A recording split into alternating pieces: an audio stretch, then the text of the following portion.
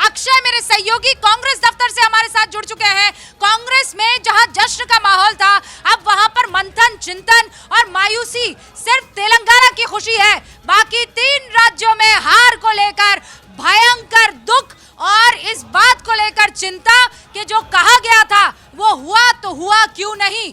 अक्षय, तस्वीरें दिखाइए और बताइए, बड़े नेताओं से आपकी बात हुई होगी, क्या कह रहे हैं?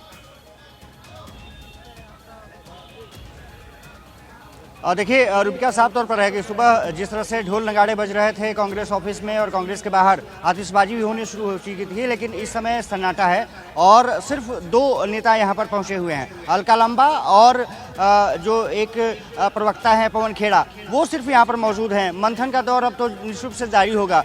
मल्लिकार्जुन खड़गे ने अब 6 दिसंबर को खबर आ रही है कि इंडिया गठबंधन की बैठक ही बुला ली है, यानी कि हारते ही अब सब कुछ कांग्रेस अपने पुराने रवैये पर आ चुकी है। जिस तरह से मध्य प्रदेश में स्थिति साफ नजर आ रही है, कांग्रेस वहां पर अच्छा नहीं कर पा रही है। राजस्थान में भी वही हाल है।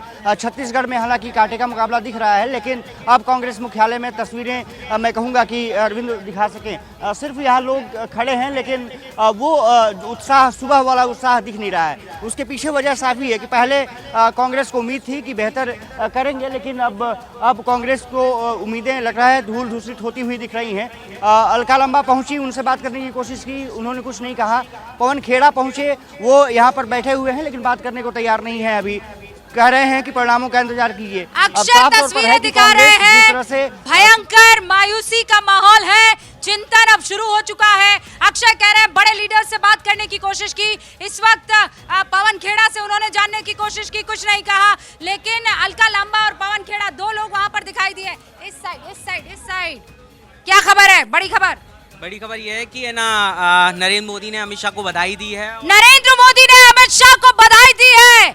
अमित शाह वो रणनीतिकार है जो जहां इलेक्शन होता है जम जाते हैं। वहां का गुणा भाग ऐसा कि कोई उसे भेद नहीं पाता, तोड़ नहीं पाता। अमित शाह को विशेष रूप से मध्य प्रदेश में भाजपा को वापस लाने की जिम्मेदारी दी गई थी, वो उन्होंने बखूबी निभाई है। इससे प्रधानमंत्री नरेंद्र मोदी काफी गदगद हैं और खुश कहीं दे। दिल्ली बीजेपी दफ्तर से आनंद हमारे साथ जुड़ चुके हैं। आदित्य, आपका रुख, लेकिन उससे पहले आनंद, क्या तैयारियां हैं? मुझे पता है बिहार के बाद से सबक लिया गया था कि जब तक रुझान कंप्लीटली आंकड़ों में ना तब्दील हो जाए तब तक कोई पटाखे नहीं, कोई मिठाई नहीं, लेकिन क्या तस्वीर अभी? बिल्कुल रूबिका जी, उसको लेकर चीजें बीजेपी बिल्कुल बेहद ही क्लियर है कि जब तक पूरी चीजें क्लियर ना हो जाएं उसके बाद ही बीजेपी आगे का दम उठाएगी। लेकिन मैं दिखाऊंगा उस जश्न की शुरुआत आप देखिए धीरे धीरे होनी शुरू हो चुकी है। तमाम माहौल बनना शुरू हो चुका है। शाम को प्रधानमंत्री नरेंद्र मोदी खुद बीजेपी मुख्यालय में आएंगे, उसको लेकर तैयारियां आप देख रहे हैं शुरू हो चुकी है। दरअसल प्रधानमंत्री जब आएंगे उनके साथ अमित शाह और बीजेपी अध्यक्ष जेपी नड्डा भी रहेंगे, तो उसको लेकर तमाम सेफ्टी और सिक्योरिटी को देखते हुए आप देखिए इंतजाम किए जा रहे हैं। और शाम को ये पूरा जश्न में डूब जाएगा। लगभग 5 बजे से जश्न शुरू होगा, 6 बजे के लगभग प्रधानमंत्री खुद आएंगे, उनके साथ तमाम बड़े नेता होंगे।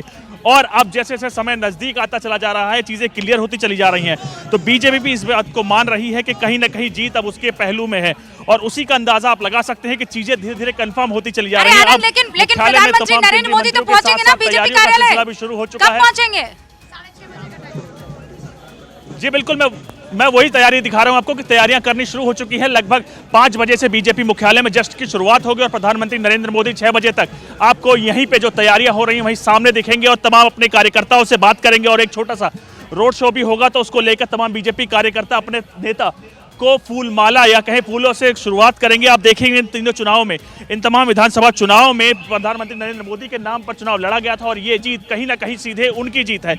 आपने देखा होगा कि जेपी नड्डा जो कि खुद प्रभारी थे और खुद लीड कर रहे थे राजस्थान को, राजस्थान में बीजेपी की जीत हुई है। और जो गुजरात मॉडल मध्य प्रदेश में लागू हुआ है, यानी क्लीन स्वीप, वो तमाम पॉलिटिकल पंडित भी हैरान है कि इतना जनादेश मध्य प्रदेश में बीजेपी को कैसे मिला है। आपके पीछे कोई नेता आते हुए नजर आ रहे हैं, अगर गाड़ी से उतरे तो जरा उनसे बात करने की कोशिश कीजिए। मैं आपके पीछे देख पा रही हूँ।